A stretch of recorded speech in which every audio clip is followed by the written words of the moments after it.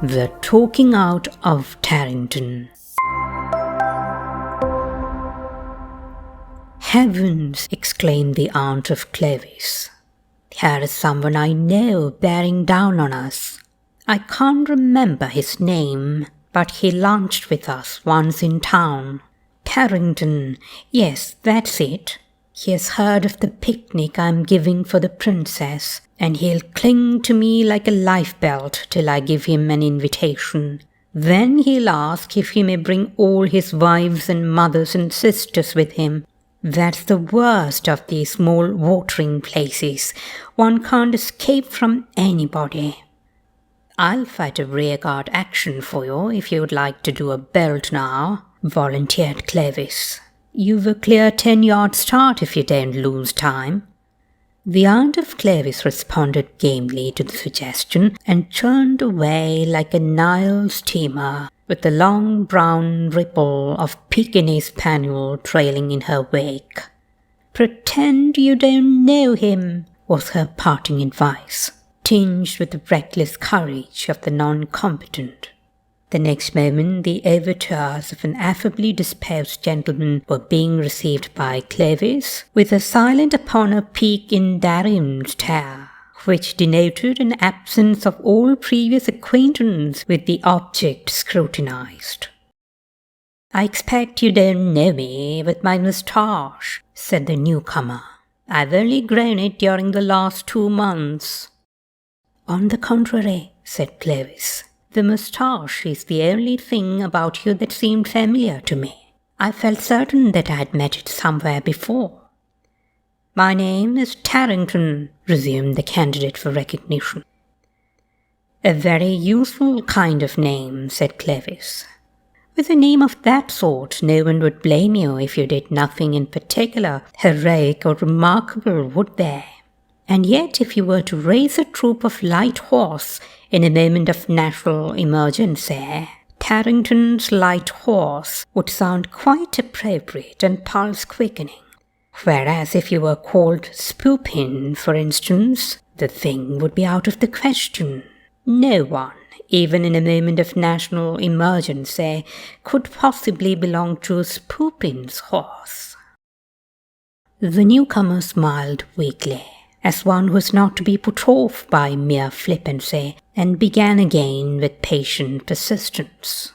"I think you ought to remember my name."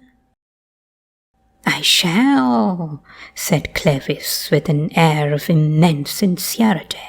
"My aunt was asking me only this morning to suggest names for 4 young owls she has just had sent her as pets. I shall call them all Tarrington. Then if 1 or 2 of them die or fly away or leave us in any of the ways that pet owls are prone to, there will be always 1 or 2 left to carry on your name. And my aunt won't let me forget it. She will always be asking, 'Have the Tarringtons had their mice?' and questions of that sort. She says if you keep wild creatures in captivity, you ought to see after their wants, and of course she's quite right there."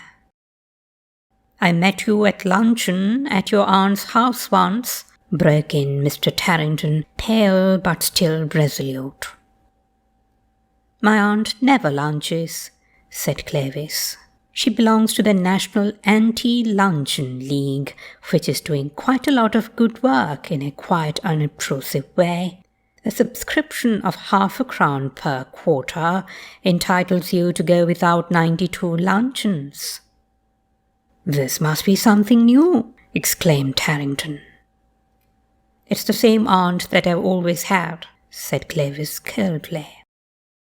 "I perfectly well remember meeting you at a luncheon party given by your aunt," persisted Tarrington, who was beginning to flush an unhealthy shade of mottled pink. "What was there for lunch?" asked Clovis. "Oh, well, I don't remember that."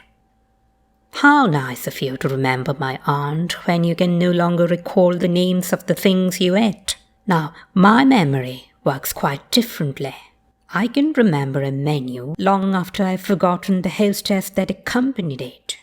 When I was 7 years old, I recollect being given a peach at a garden party by some duchess or other. I can't remember a thing about her, except that I imagine our acquaintance must have been of the slightest, as she called me a nice little boy.